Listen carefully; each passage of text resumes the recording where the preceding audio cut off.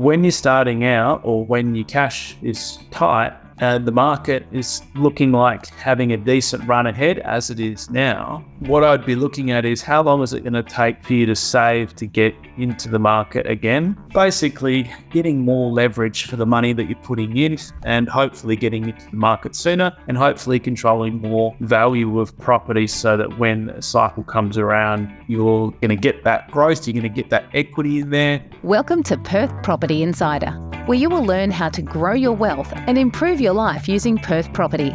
Our show is brought to you by Investors Edge Real Estate, the highly rated and award-winning property management, sales and buyers agency servicing the whole of Perth. Now, here's your host, Jared Mann. Today, I wanted to go through some of the tactics at each sort of step of your property investing to look at optimizing things, making those little tweaks that are going to make a difference to your overall returns and how smooth things are running. And I thought it'd be a great way to start the year. Now, what is a tactic? Well, a tactic is, according to the Cambridge Dictionary, a planned way of doing something. And I like to think of a tactic when we think about an analogy of a tactic kind of fits within a battle, and a battle might have an overall strategy and there's an overall plan that wraps around that to win a war. Now, we're not trying to win a war, but what I do see a lot of investors and hear on a lot of podcasts, confusion when I ask them what's their overall plan or what's their strategic plan for their portfolio and where are they trying to actually get to. How does this property fit into it? People often answer to me with tactics, and they're a lot more narrower. They're a small part of that overall plan. So don't confuse a tactic for your larger plan. And I've done plenty of podcast episodes, and most recently one about setting a strategic plan and the benefits of having that clarity and, planning out all the different stages that you go through. So go back and listen to that one. But today, rather than doing a single episode on one or two tactics, I wanted it to be more of a quick fire prompter, because even if you know about some of these tactics, when I was putting this list together, I myself was going through yeah, look, I should revisit that. That could be a way to improve my return and optimize things. So it was a good reminder for me in putting this episode together as well. Now, let's start at the beginning step that most investors go through when they're investing, and that is coming up with what structure they're going to use for the purchase. The other way of describing that is what entity. So consideration needs to be given, and you need to it helps to chat to an accountant, most particularly. Some people also get legal input, but accountant really is sort of first place to start for getting input on the structure. And some of the things you might want to consider in going to them is it worth putting the property in a trust, or should you be looking at purchasing in personal names? Now, we had Ash Randus on the show from Eventum Group. He's a fabulous accountant, and that was a few episodes back. We'll put a link to that in the show notes. A good episode on deciding whether a trust can add benefit to you and your purchase. And it's not something you can go back and change without paying transfer duty and a lot of other costs to change things over. So you definitely need to decide on it before you purchase. There's a lot of power in trusts, especially as your properties become more positive. You can distribute that income around. When you sell a property, you can distribute the gains around more tax effectively.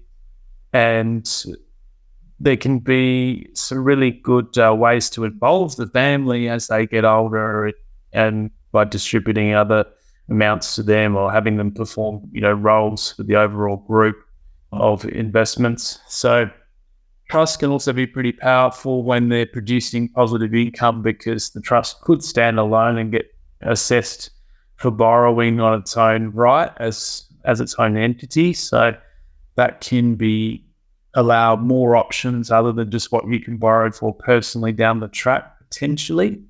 And there's a lot of power if you've got a business in the background that can distribute income into the trust, and that way losses aren't getting trapped in there, that the trust can receive other income from your business and other activities. So one area to apply a tactic is choosing that structure before you even go and purchase. One of the other structures to consider, especially if you've potentially maxed out what you can do in your personal name, and if you've got, I like to usually think maybe 150,000 or more in super, it could be worth looking at whether you purchase a property in a self-managed super fund. And I'm trying to get Ash back to go into some of the opportunities and risks associated with that. So you definitely need to get an accountant and or financial planner's input on how this all comes together, because you really want your investments in super to be for the real long term. I don't have any investments and suggest you have any investment for the long term, but it might approach, how you approach the type of property. You can't really develop in super or do major upgrades, renovations, certainly not without complication as far as I know. So you really want to have that property to be set and forget and to really suit that type of environment. And you'd also want to make sure that you're getting the right sort of mix of assets and maybe not being too heavy in property. Certainly this is not personalized advice. You need to get advice from those experts, but it's another tactic to potentially look at and fit it in within your overall plan, whether you're purchasing some of your property in super, and it may make more sense down the track once you've accumulated more funds for use in there, or potentially when you're closer to retirement. If it's a lot of people end up looking at a commercial property or something that's more income producing and stable when they're transitioning to that retirement phase. So next sort of step of that investing journey might be when you're looking at the area of finance. So you got your structure set and in mind, now we're looking at finance. What are some of the tactics that we can look at and levers we can pull to optimize things? First one is look at your loan to value ratio that you're borrowing at, and if it is worth paying the lender's mortgage insurance to go higher than an 80% borrowing. So at 80% or less, we don't pay lender's mortgage insurance, but the moment we go to 81% or above 80%, we start to pay lender's mortgage insurance. So when you're starting out, or when your cash is tight and the market is looking like having a decent run ahead as it is now, what I'd be looking at is how long is it going to take for you to save to get into the market again. And if your savings rate's going to mean that you're going to be delayed 6 months or 12 months when the market's going up at 10 grand a month, it's well and truly worth, getting into the market sooner and potentially controlling more property sooner by increasing your loan to value ratio. And I regularly look at some people when we're in that boat, look at borrowing at 85%. The lender's mortgage insurance is still quite reasonable, but when you get closer and up to 90% of your borrowing, the LMI is going to be a lot higher. And so sometimes that lender's mortgage insurance can also be included in the loan, so you're not having to come up with the extra cash as well. Basically, getting more leverage for the money that you're putting in, and hopefully getting into the market sooner, and hopefully controlling more value of property so that when a cycle comes around, you're going to get that growth, you're going to get that equity in there. You're then going to be able to potentially refinance to other banks once that loan to value ratio drops below 80%. So it's not something that you want to do indefinitely. You want your loan to value ratios to drop so that you're able to refinance if you need to, and so that your overall portfolio is a bit less pushed to the hilt. We want to be a bit more conservative. So my LVR across the board at the moment, I think at about 65%. So, over time, it also helps to decrease that LVR so that you've repaid more debt. The rents are then starting to cover much more of the loan interest, and you move into the positive cash flow territory. So one of the other tactics for how you might use LVR, I looked at pushing things above 80%. There's investors that I work with where they're like, I just want to buy a quality property. They get me to work out how much extra they might need to tip in so that the property's neutrally geared. For them, buying quality is more important, and they don't mind being less leveraged. So, for example, it might mean tipping an extra 10% deposit in to borrow at 70% loan to value ratio instead, and that's the point at which the property is neutral, not costing them any money to hold even at the higher interest rates. And it depends where you sit on that spectrum and how, what sort of affordability you have to afford cash flow into your investment portfolio and propping it up. It'll obviously mean if you're tipping extra money into that deposit that you're going to be able to control less property. But if you have lots of property already, that might not be your driving factor, might not be the most important thing to you. Especially if you're later in life, you don't want the cash flow, or you're transitioning into retirement, you might be leaning more towards that lower loan to value ratio. So there's some of the tactics that you can look to use around LVR and LMI, loan to value ratio, and lender's mortgage insurance. Next sort of area of finance that you might look at is a lot of people focus on just the interest rate, and any great finance broker will tell you that to keep moving your portfolio forward, interest rate is important and it's a factor, but policy and getting access to more lending is even more important, because each of the banks have different policies. That's why it's great to work with a good finance broker, because they can match up your situation with the lenders that are going to be more favourable to you borrowing more. One of the tactics here is to be willing to go to the second and third tier lenders. You might stick with the first tier lenders, the big four or big five banks, for your first few loans. You're within their boxes. A lot of people deal with the bank directly, they get told no, they can't make another purchase. So a tactic here is to go to a finance broker, and I think you should speak to a finance broker always from the beginning anyway. They're going to be able to shop it around and get you the best rate as well as the best policy fit.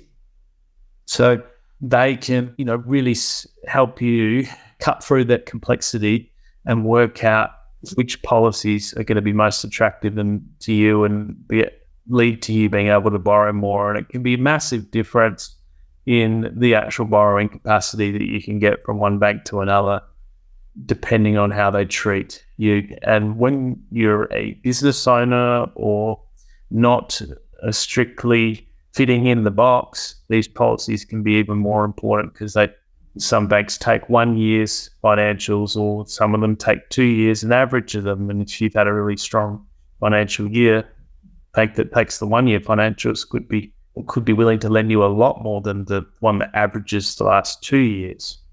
Things like that. And you'd also be wanting to look at how policies relate to the type of structure that you're going to purchase under too, as another tactic. So some banks don't like trusts and won't be willing to lend as much to them. So worth chatting to your finance broker in the beginning before you go setting up your structure as well. You take what the accountant said, you go to the finance broker, tell them this is what the accountant's recommended, what sort of lending options am I going to have, and get their input on if it's worth setting up before you go ahead and pull the trigger. Other tactics we can use for finance: fixed versus variable. Now, you see lots of discussion on the forums around and Facebook groups about various times about whether they should take on a fixed loan or stay variable. It's a tactic that you can deploy. People, I'm very jealous of those that fix their loans at 2%, and they've been having a fabulous 2 or 3 years on that fixed loan.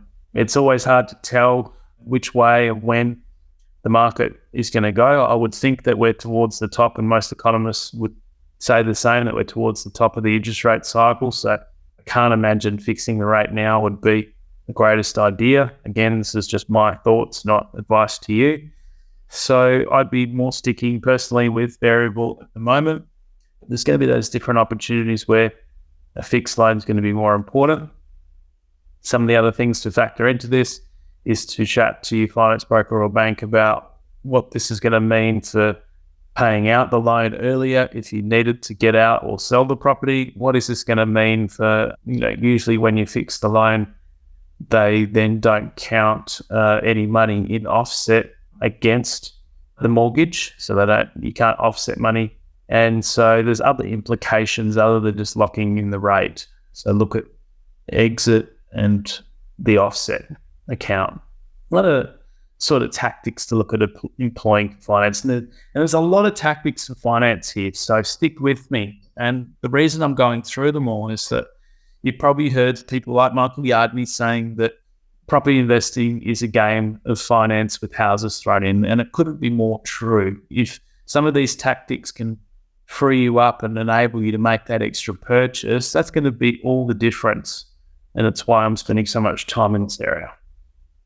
So one of the other tactics might be paying interest only versus going principal and interest. Now, my opinion is that if your overall cash flow position is negative, you should have the property on interest only.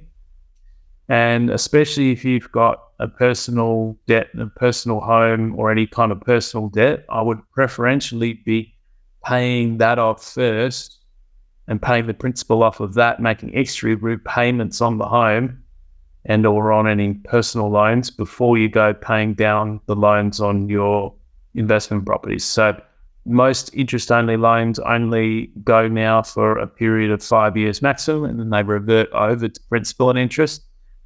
A lot of investors got a bit shocked when this was all happening for the last few years, because in some cases they weren't able to refinance, and that's the potential risk if you can't afford the principal and interest repayments. But the banks are testing your finances based on a principal and interest repayment when they assess your borrowing capacity.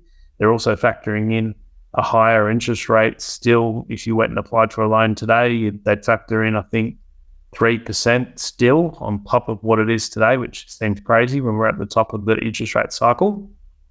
But it's a really, I think, important tactic to keep refinancing, especially if the overall property's cash flow negative. And each 5 years, that's going to also give you a chance for your broker to check that you've got the best rate, that you're still fitting within policy, and reviewing your whole loan situation at that time. So I don't think it's that big a burden. You upload, read all your financials, and they shop it around and work out, do you stick with the current lender and reset and go for another 5 years interest only, or do you refinance and start a whole new loan with another lender? Next, tactics. And this is an obvious one, but the most important thing when trying to build a portfolio is trying to increase your borrowing capacity so you can continue to expand and add properties. And we usually all have a bottleneck, and the bottleneck can either be saving up deposits and increasing prices and increasing equity helps with, funding those deposits. So it doesn't all have to be out of cash savings. So combining equity and savings together is going to help you get into more properties with enough deposit. We've spoken about using a higher loan to value ratio to get in sooner and not need as much deposit. But the other bottleneck that people face is that their incomes aren't allowing them to borrow enough. And presuming you've also exhausted the policy differences between banks and you've, tapped into those that are going to be able to lend you more, really, it then comes down to increasing your income to increase that borrowing capacity. And even 10K extra in your job income, business owners have a bit more flexibility to try and plan out and boost their profits so they can pay themselves more. And when we create a strategic plan, we can also quickly work out, and your broker can help you with this too, well, what does earning an extra $5,000 a year, $10,000 a year, $20,000 a year, what is that going to enable you to borrow extra? And when you can see and get clarity on how that's going to enable you to move forward, it can become a lot more motivating then for you to go off and start seeing what extra you can do at your work, trying to add more value, become more valuable to that business, whether you're an employee or a business owner. If you add more value, then surely the marketplace and all your work is going to pay you more. And so it should be a real tactic as part of your overall plan to continue to focus on upskilling and increasing your income so that you can continue to get more debt and grow that portfolio. So other ways we can increase income, which I've sort of touched on there, more what you can do on the personal front with either your job or your business. But you can also look at making sure that your rents are continually increased. And this is something that we're going to do for our landlords automatically anyway. And yes, it's challenging for your tenants to keep paying your increasing in rents, but if they went and rented the same property elsewhere, they'd have to pay the same rent. We just want to make sure that it's in line with market. And, we've all got increasing costs. You've got increasing costs too. You've had increasing loan interest. So really, we certainly care for, respect and appreciate our tenants, but we are running a small business. We're investing to get a return, and therefore we need to keep the property at market rate. And the moment that the rent starts to slip too much from market, yes, you might in the shorter term agree to not increasing the rent as much to keep the tenant, but if they've tapped out in what they can afford, it's really difficult. But when the gap becomes too big, it's going to mean that there's much more incentive to finishing up the lease and finding a tenant that can continue to pay the market rate. And if it's going to be a temporary thing that they might not be able to afford, then you can have that chat and see, is things likely to change? Do they want to really stay there? Some tenants will be looking to make changes to their expenses that they've got, and they'd rather do that than change where they live, which is fine. And we all need to look at probably tightening the belt at the moment with the way that expenses are. I'm doing the same. So increasing rents is very important. The other way that we can look to increase rents, other than just in line with market rate, is that I would always be looking at keeping the condition of your property as high as possible. So when we go back to the market, we're going to command a premium for that. There's times when where you might be between tenancies, with a tenancy moving out, you might decide to do a larger sort of refurbishment or a number of things that you can't do when the tenancy is in place. And if it means that you're able to rent it out for an extra $100 a week, that's going to start to quickly pay for itself and mean that you can command more, not just for that tenancy, but every tenancy moving onwards. And it's always prudent to maintain your asset, because you never know when you might turn around and want to sell it. And especially if you're pushing to be able to borrow more, doing things and keeping your property well maintained may also help you get access to higher valuations and be able to pull more equity out to fund those deposits. So one of the classic things that can be worth doing is having your property manager reach out to your tenants and ask them, is there anything extra that they would need in the property or would want in the property. And some tenants will immediately think of things. They'll be like, we'd love a dishwasher in that dishwasher recess. We'd love an alarm system and a security screen. We're really conscious of security. And if you know that the tenant's going to stay, you could also have your manager ask them how much would they be willing to pay for those things. And let's say in the case of a dishwasher, they might be willing to pay an extra $20 a week. Doesn't sound like much, does it? But over the course of 52 weeks in the year, that's $1,000. It might only cost you $600 for the dishwasher plus, $80 to have it delivered and changed over. And you'd be able to claim that on depreciation, and potentially if you don't have the cash flow, you might be able to put it on a payment plan. Not that I'd suggest that, but some clients take that approach too, so that's not coming out of cash flow. And if it means that you're getting $1,000 extra back in the first year, then that's going to help show a higher rent when you come to borrow again and add more cash flow to your pocket, and you'll be in a better position after the first sort of 10 months alone, and hopefully they'll continue to pay that for a number of years, and it will also help them want to stay in the property and stop you needing to come up with other money with potential vacancy and potential leasing costs and changing them over. So always worth asking that question. Other tactics for finance. Well, what else we got here? Offset accounts. I touched on an offset account earlier, but it can be pretty powerful when you look at using an offset account smartly. And it's especially important now that interest rates are higher. Like before, when we had money parked and offset and we were saving 2%, whoop-de-doo, it's not much money that you're saving. But now when, your home loan might be at 6.5%, that's pretty decent for every 100,000 that you've got parked in there before you have a use for it, saving $6,500 odd per year. So, you're making $500 odd a month just for doing nothing and having the money in there.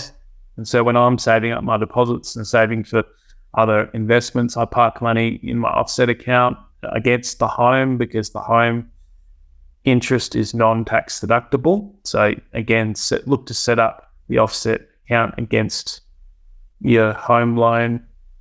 And if you were choosing about where extra to make repayments, something called debt recycling is where you basically look to make those extra repayments with any income that you've got. The extra repayments go into paying off your home, and then when you've built up equity, you're pulling that equity back out to use for investing, and that when you're using it for investment purposes, it becomes tax deductible and helps you get that next investment property with using the equity towards the deposit.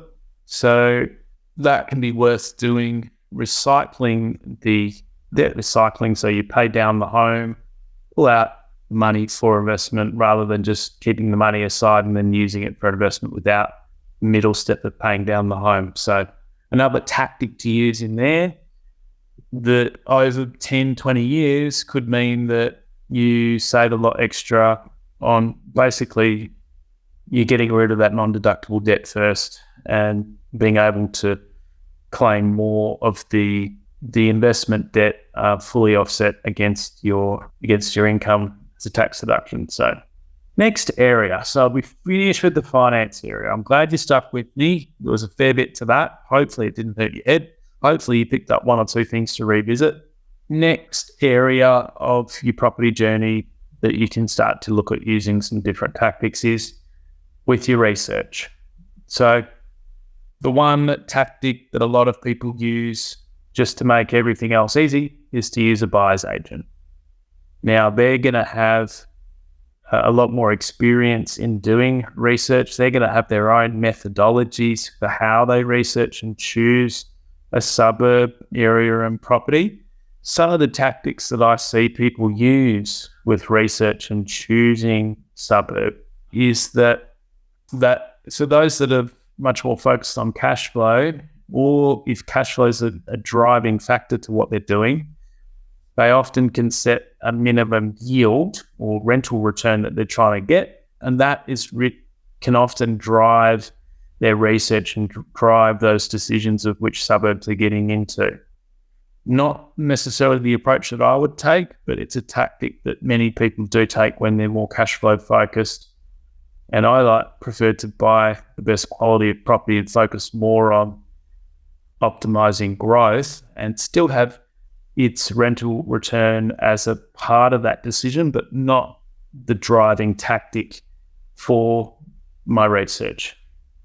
Now, other tactics you may take when researching and trying to choose your suburb is that I also see many investors and buyers agents being completely short-term focused or focused basically on where is a hotspot. They could use prediction tools and algorithms just to do this. They may look at other people's research where there might be lots of, reasons to get into an area. And the differential here, why this is a tactic, is that the focus is completely on what the suburb might do over the shorter term. And why do they skew so far towards the short term? Well, they're really just wanting to get a 20% uplift as quickly as possible so that they can refinance, pull the deposit out that they've initially put in, linking back to the finance step that we were just talking about. And once you've got your money out of the property, you can use that again for adding to your portfolio and adding the next property. So for a lot of buyers agents, short term is their single focus, and it can, in my opinion, lead to, while you might get a spurt, and I've seen this happen in Perth over the last 10 years, just because something's a good short-term buy, it doesn't necessarily mean that it's going to perform over the long term. So one of the other tactics of how you may choose a suburb with your research is looking at what has historically performed over the longer term. You look back at and choose a suburb that has longer history as you can get, and you then look at how the individual properties performed. And what I prefer to do is I try to use all of these tactics when choosing a suburb, not just one single tactic. So I'm not strictly long-term focused. I'm not strictly short-term focused. I combine the two.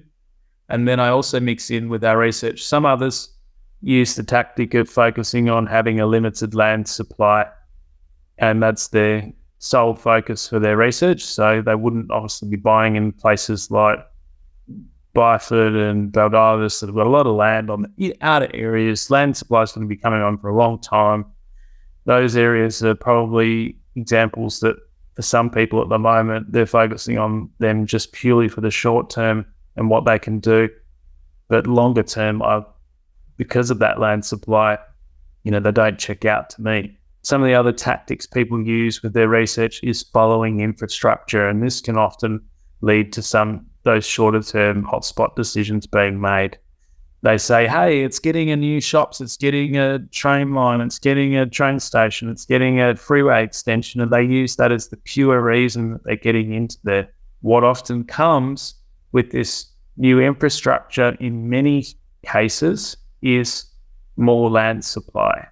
So that's why with my research, I don't like to use any one of these tactics in isolation. I'm trying to find limited land supply. I place a lot of importance on the long-term performance, but also probably just as much weighting to the shorter-term performance. And I've got a minimum rental yield in mind, but it's not the driving factor for how we select the suburbs. It's more just how we select the properties down at that level. And I look at infrastructure as being a bonus to enhance these the long-term history and the short-term predictions. So if we can combine infrastructure on the top of the limited land supply, then it's going to be a lot more powerful than adding infrastructure to an area that is going to keep having land supply come on indefinitely. And if you want to make all of that research part simple, obviously use a buyer's agent and go deeper to finding out how they go about their suburb selection, and are they focused on just one of these tactics because at the expense of others. And, our methodology, hopefully I've given you a bit more insight into what we look at there. Now, the next step is you've done your research, you've found some properties. How are you going to go about purchasing it? What's some tactics that we can use to optimize this area and improve your returns? Well, a tactic that always pays dividends is having a great rapport with the selling agent, and really, I call them, they're my new bestie. If you can befriend the agent, you're going to be able to find out a lot more info. They're going to communicate well with you. They're going to get back to you. They're going to potentially recommend to the seller that they go with your offer over others because they just like you and they have more trust in you completing the purchase. So don't underestimate how important the tactic of building rapport is. And you don't have to even break it down to being a tactic. Just be a likable human being that's good at communicating, and that's going to be half the job.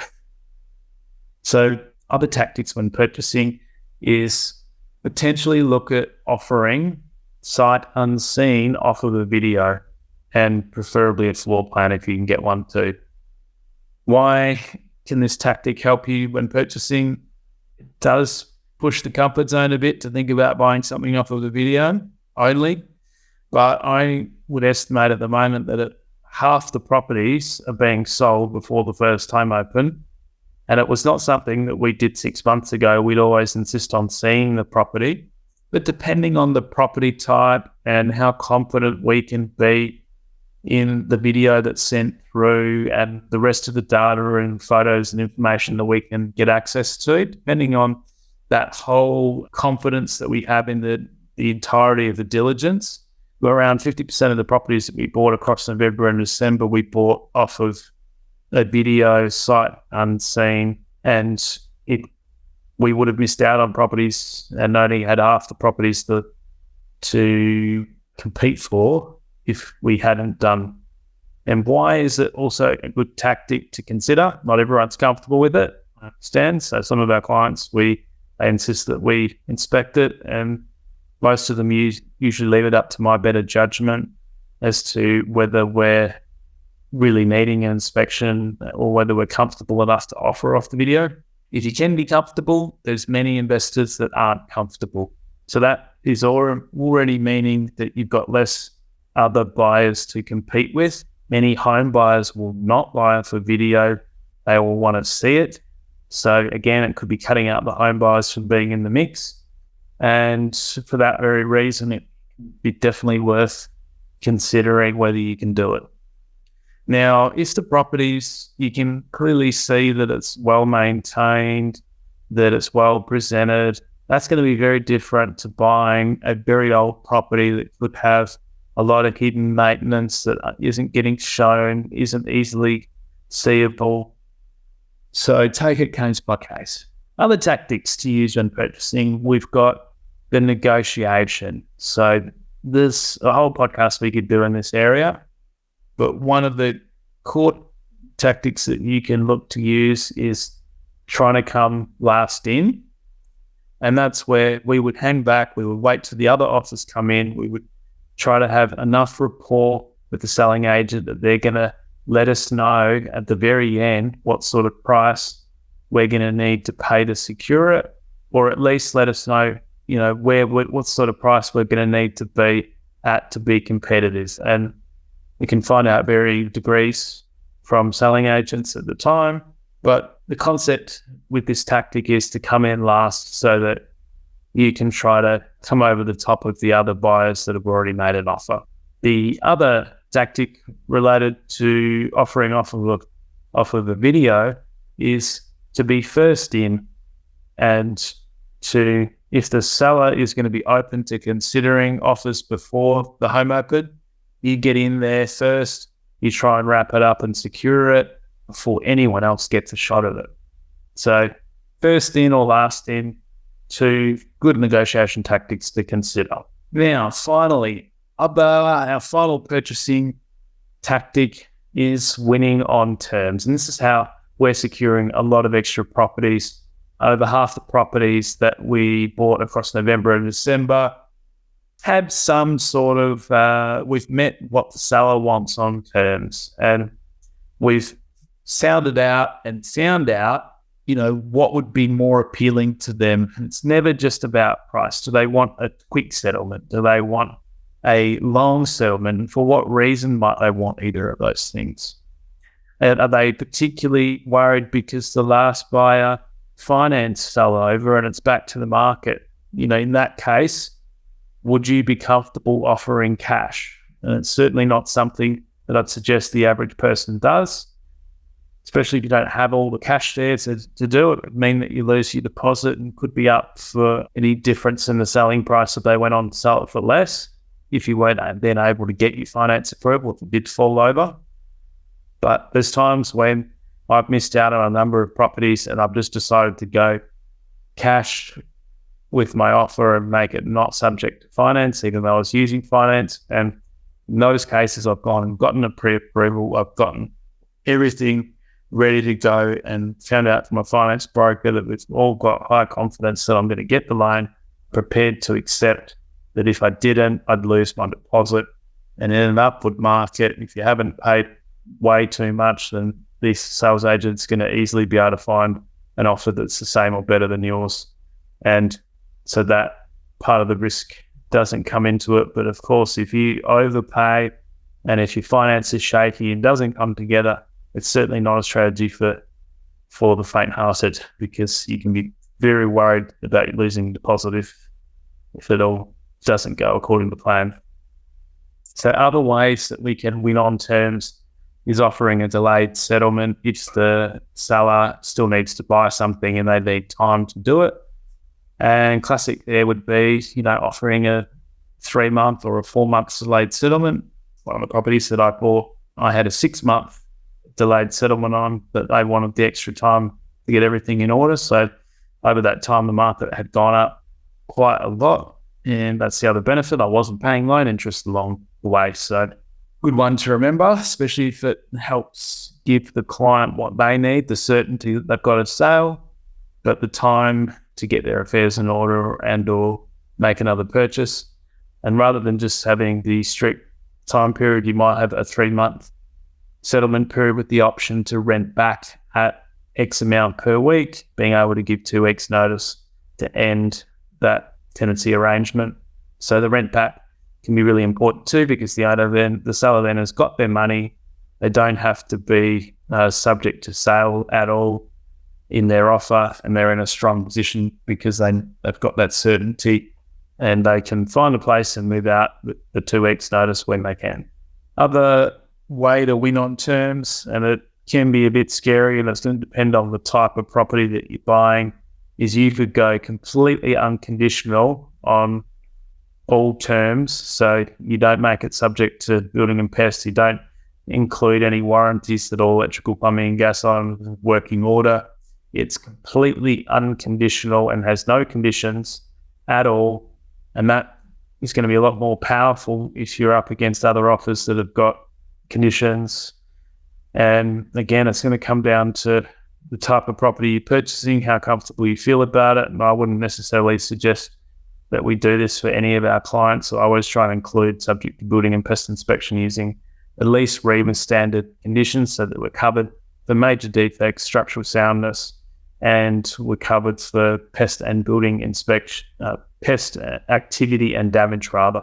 So lots of opportunity to use tactics when purchasing there to actually secure the property, secure it sooner. When I look back at properties that we've bought in November, December for clients, I can already see the market's moved up substantially. So if you're getting in, even 1-2 months sooner, 6 months sooner, you're going to be so much better off. So always worth using these tactics to your advantage to make the purchase over lots of other competition. Now, finally, there's lots of tactics we can use to add value. I wanted to touch on cosmetic renovation because it's a lot more doable. Property manager could potentially help out depending on what's involved.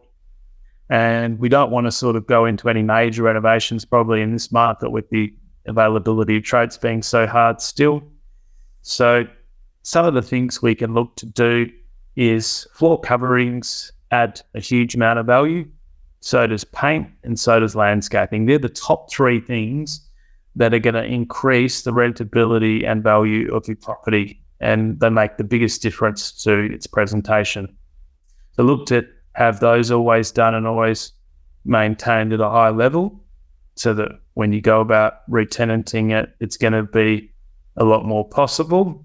And final things that are worth looking at for cosmetic renovation is window treatments. Don't cost as much, but add a large impact. And when we look at the things that a tenant desires the most that can set a property apart, the first one would be air conditioning. Now, we don't take any property on, especially across summer, without having an air conditioner in Perth. It's crazy that some properties don't have it. It's going to immediately turn the majority of the tenant market off. I once in my bachelor days rented a property that didn't have air conditioning. At the time, I thought, oh no, it'll be fine. It was hard to get a property. I rented it knowing it didn't have an air conditioning in it. When it came to summer, my God, it was absolutely diabolically bad. And I was having cold showers and, had 3 or 4 fans on me to try and get to sleep. I had the windows open.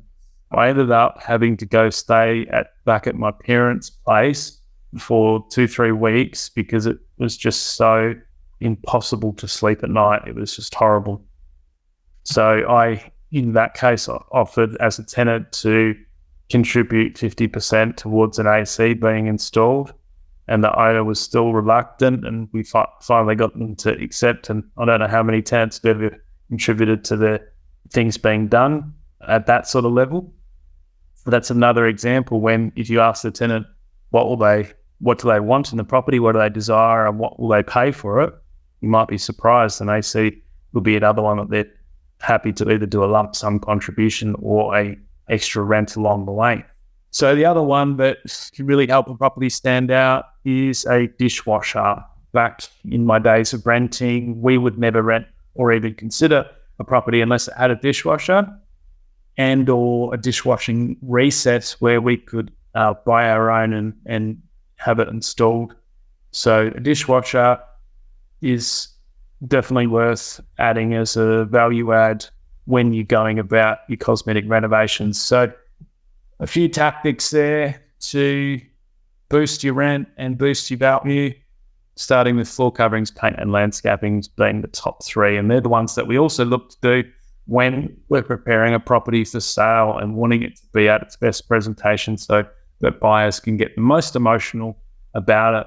And you always find that these properties that have these things done are going to sell for a premium. So worth doing if you're also looking to sell. Thanks for joining me today. Hopefully you've pulled a few nuggets out of those tactics and you can think about implementing them to optimize your investing in 2024. Thanks for tuning in. If you've enjoyed this podcast episode, I'd appreciate it if you could go and give us a review on Spotify or iTunes. And I really appreciate you sharing it with any of your friends. Thanks for tuning in, and I'll catch you on the next one. Bye. Just a reminder, the information discussed in this podcast is general in nature. As we don't know your specific situation, you should always seek professional advice before taking any action. For free market reports on your suburbs of interest and other helpful resources to grow your wealth, make sure you join my property investor update at investorsedge.com.au/join. And finally, make sure you're a member of our Perth Property Investment Facebook group to be part of the conversation with other like-minded investors, get help to your questions, and get a feel for what's going on out there in the market. I'll see you in the group.